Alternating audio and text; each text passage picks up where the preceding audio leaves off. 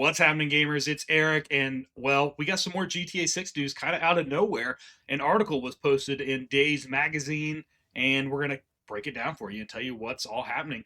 On top of that, tomorrow is the Netflix drop for the trailer, and then it'll, come later on to the different sources, YouTube, and on their website as well. We're going to break all of it down too. But let's dive into this article real quick because it had some surprisingly informative stuff in it that I don't think anybody really expected. All right, so let's give credit where it is due. This is all sourced out of an article in Dazed Magazine's Autumn 2026 issue, which will drop on September the 10th. I'll have a link in the video description for you to pre-order that magazine or order that magazine so you can have it at release. All right, so the first thing we're talking about, you've probably seen the trailers, but here's what's actually new mechanically. This whole game is built around two playable leads, Jason and Lucia. He's an ex-military. He was running drugs. She got out of prison. And this is the first GTA adventure ever built on the entire structure of a couple. Here's the part that I think is actually cool, though. It's not just, pick your character at the start and stick with them. You'll actually be switching back and forth very, very regularly.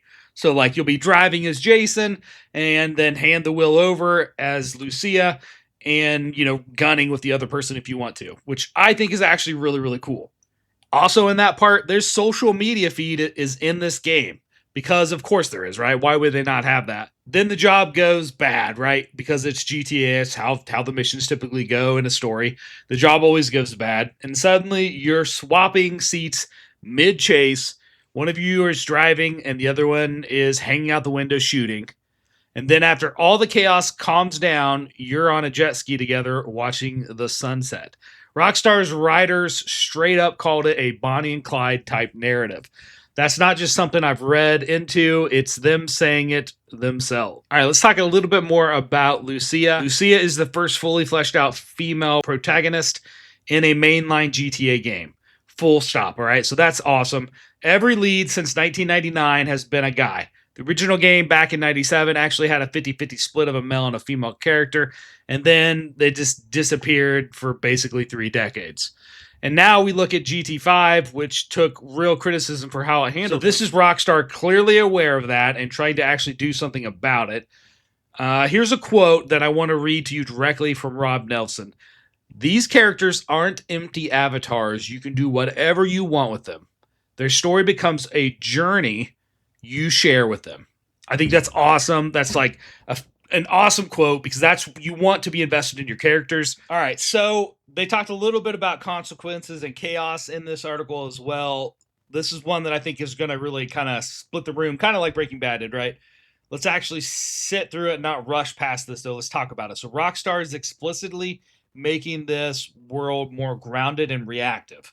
So you walk down the street holding a rifle, the whole city reacts to it, right? Cops, random people on the sidewalk, all of it. You're not going to be able to just run around like a god anymore the way that you could in the older games. And then here's the thing. Rockstar is not going to hide from this. Nelson said basically straight up that we've looked at what didn't work before and we're changing it on purpose. So let's be real about the trade-off here. On one hand, a world that actually pushes back makes your character matter more. That's part of why like Red Dead hit so hard, as it emotionally really got you.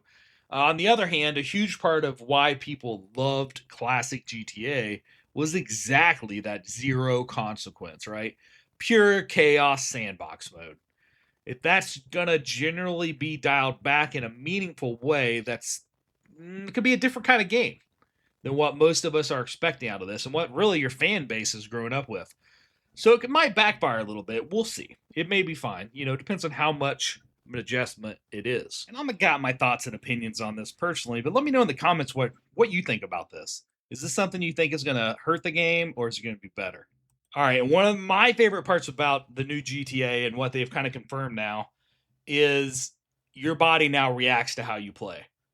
So if you remember in Red Dead 2 how Arthur would put on weight if you fed him a bunch or get lean if you didn't, well, that system's back and it's expanded for both Jason and Lucia. So if you eat too much, you gain weight. If you hit the gym in the game, you actually build visible muscle. And if you go too long on the run from the cops, multiple days without sleeping or eating right, it shows up on your face. So your whole body is going to really be affected by your playstyle, which I think is really kind of cool. All right, now let's talk a little bit about how they actually built Vice City, built off of Miami. We know that already. I found this really, really interesting. In the article, Rupert said that they talked to characters or people actually in Miami for the character research. So they have actually had a research team there for over a decade, and Rupert said that, they would do interviews with anybody they could, ex criminals, law enforcement, club promoters, gun dealers, anybody notorious or influential who would take their calls. And he said that, that is really cool to me because they're actually getting information straight from the source, right? So let's wrap this up. Bottom line, GTA 6 drops November the 19th. As we all know, it's going to be on a PS5 and Xbox X and the S series. 13 years of development. To me, that's an insane amount of time, especially with your Rockstar, your pretty much unlimited budget. I'm sure they had a budget, but much higher than any other game ever made, I would say, with the exception of maybe Star Citizen, but that's a whole nother story, right? That's questionable. So with this game, we have so much potential. The world is going to be amazingly crafted. We could tell that by the trailers. We could see, that in previous games. And you're not going to drop the bar on a game or on a franchise like this. I think I'm going to be really into the 2-character story that carries the game on. I hope. We'll see how that all plays out. You think of games that have done this in the past, and sometimes it can really work. Sometimes it can not work. So we'll see how this goes. But I am very hopeful that it's going to be as fun as it sounds. Now, here's one thing that got me excited because I do not like to do races in video games. I'm not good at them. And so if I can hand that off to the other character while I shoot out the window and let that character do the racing for me and hopefully pass, that has me super, super excited. So hopefully that's kind of their take on it is if there's a portion of the game that you don't enjoy, that they let you kind of hand that off to your partner, or your whatever you want to call it, your character that you're not playing, so you can do the part of the game that you do enjoy. That has me really excited. Now, whether all this pays off, well, we'll find out in November, right? But also, we do have a huge gameplay trailer and reveal tomorrow from Netflix, which we're going to cover. So stay tuned. Make sure you hit that subscribe button. We are covering all things GTA 6 from now up way past release, when we are going to bring you guides and tips and tricks and all that stuff. Thanks for hanging out. Have yourself a great day.